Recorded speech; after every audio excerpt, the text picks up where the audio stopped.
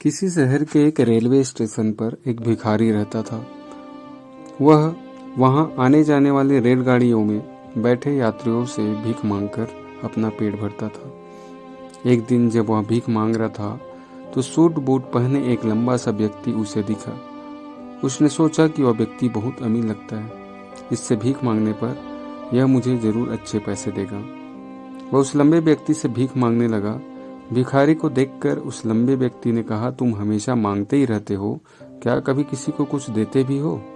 भिखारी बोला, साहब मैं तो भिखारी हूँ, हमेशा लोगों से मांगते ही रहता हूँ, मेरी इतनी औकात कहाँ कि किसी को कुछ दे सकूं।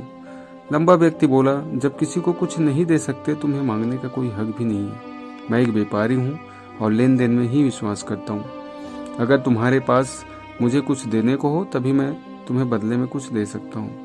इतना कहने के बाद वह लंबा आदमी ट्रेन में बैठकर चला गया।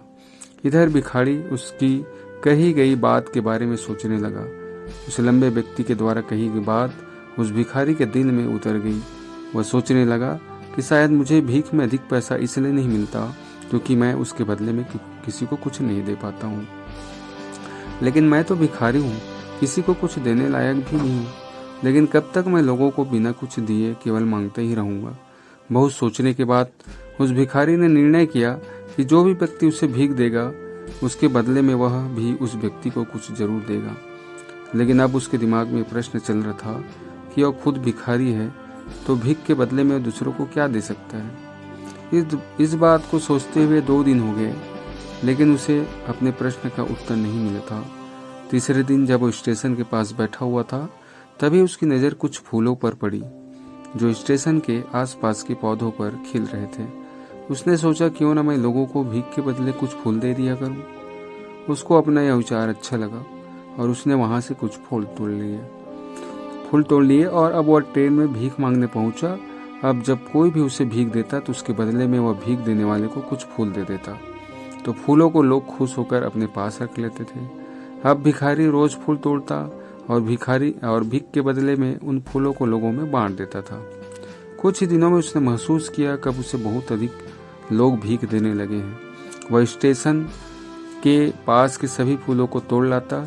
जब तक उसके पास फूल रहते थे तब तक उसे बहुत से लोग भीख देते थे, लेकिन जब फूल बांटते बांटते खत्म हो जाते तो उसे कभी भीख नहीं मिलती थी।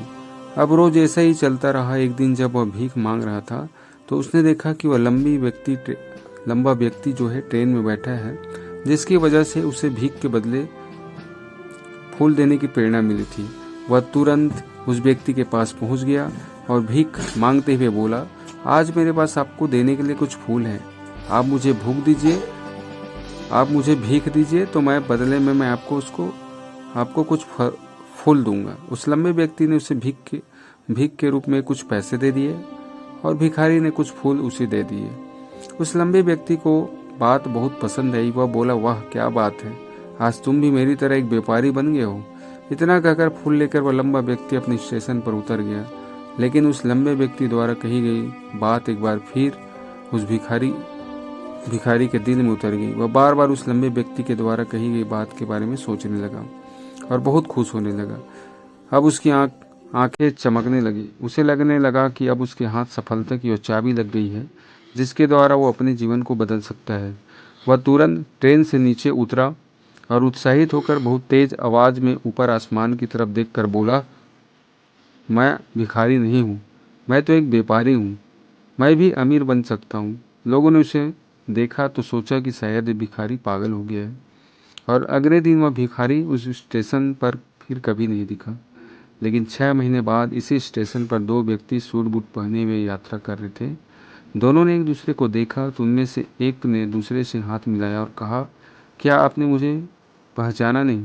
दूसरा व्यक्ति बोला, नहीं, क्योंकि मेरे हिसाब से हम लोग पहली बार मिल रहे हैं। पहला व्यक्ति बोला, नहीं, आप याद कीजिए, हम पहली बार नहीं बल्कि तीसरी बार मिल रहे हैं। दूसरा व्यक्ति बोला, मुझे याद नहीं, वैसे हम पहले 2 बार कब मिले थे? अब पहला व्यक्ति मुस्कुराया और बोला, हम पहले भी 2 बार इसी ट्रेन में मिले थे। मैं वही भिखारी हूँ जिसको आपने पहली मुलाकात में बताया कि मुझे जीवन में क्या करना चाहिए और दूसरे मुलाकात में बताया कि मैं वास्तव में कौन हूँ। दूसरा व्यक्ति मुस्कुराया और अचंभित होते हुए बोला, ओ याद आया तुम वही भिखारी हो जिससे मैंने एक बार भीख देने से मना कर दिया था, और दूसरी बार मैंने तुमसे कुछ फूल खरीदे थे, लेकिन आज तुम ये सूट-बूट में कहाँ जा रहे हो और आजकल क्या कर रहे हो?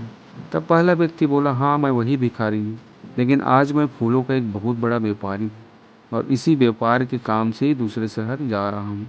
कुछ देर रुकने के बाद वह फिर बोला, आपने मुझे अपनी पहली मुलाकात में प्रकृति का वह नियम बताया था जिसके अनुसार हमें तभी कुछ मिलता है जब हम कुछ देते हैं। लेन देन का ये नियम वास्तव में काम करता है। मैंने यह बहुत अच्छी तरह महसूस किया, लेकिन मैं खुद को हमेशा भिखारी ही समझता रहा। इससे ऊपर उठकर मैंने कभी सोचा ही नहीं, और जब आपसे मेरी दूसरी मुलाकात हुई तब आपने मुझे बताया कि मैं एक व्यापारी बन चुका हूँ। अब मैं समझ चुका था कि मैं वास्तव में एक भिखारी नहीं बल्कि व्यापारी बन चुका हूँ। मैंने समझ लिया था कि लोग मुझे इतना भीख क्यों दे रहे हैं, क्योंकि वह मुझे भीख नहीं दे रहे थे बल्कि उन फूलों का मूल्य चुका रहे थे। सभी लोग मेरे फूल खरीद रहे थे क्योंकि इससे सस्ते फूल उन्हें कहाँ मिलते हैं।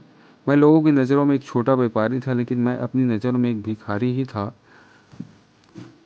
आपके बताने पर मुझे समझ आ गया कि मैं एक छोटा व्यापारी हूँ। मैंने ट्रेन में फूल बांटने से जो पैसे इकट्ठा किए थे उनसे बहुत से फूल खरीदे और फूलों का व्यापारी बन गया। यहाँ के लोगों को फूल बहुत पसंद पसंद है, और उनकी इस पसंद ने मुझे यहाँ आज फूलों का बहुत बड़ा व्यापारी बना दिया। दोनों व्यापारी अब खुश थे और स्टेशन आने पर साथ उतरे और अपने अपने व्यापार की बात करते हुए आगे बढ़ गए। दोस्तों, इस कहानी से हमें बहुत कुछ सीखने को मिलता है। कहानी में लंबा व्यापारी गिव एंड टेक के नियम को बहुत अच्छी तरह जानता था। दुनिया के सभी बड़े व्यापारी इसी जीवन के नियम का उपयोग करके सफल हुए हैं। इस फॉर्मूले को उसने भिखारी को भी बताया। भिखारी ने इस प्राकृतिक नियम को अपना लिया और इसका असर उसके जीवन में साफ दिखाई देने लगा। उसने अपनी सोच बदली और उसकी ज़िंदगी बदल गई। ये कहानी हमें बताती है कि हम यदि अपनी सोच बदल लें तो कुछ भी हासिल किया जा सकता है। यदि हम खुद को छोटा समझते रहेंगे तो हम हमेशा छोटे ही बने रहेंगे।